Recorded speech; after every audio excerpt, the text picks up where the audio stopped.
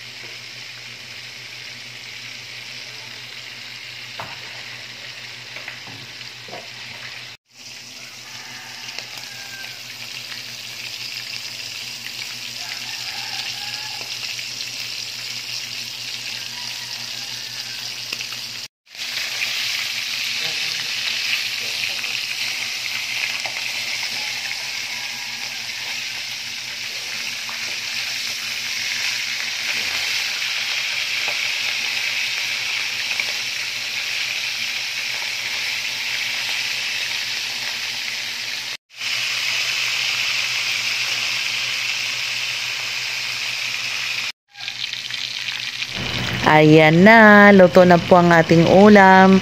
Ayan, kainan na. Shout out po pala sa lahat ng aking mga bagong kaibigan, sa lahat po ng sumusuporta at nagpapalipad ng kanilang mga tala sa aking mga star senders. Maraming salamat po sa inyong walang sawang suporta.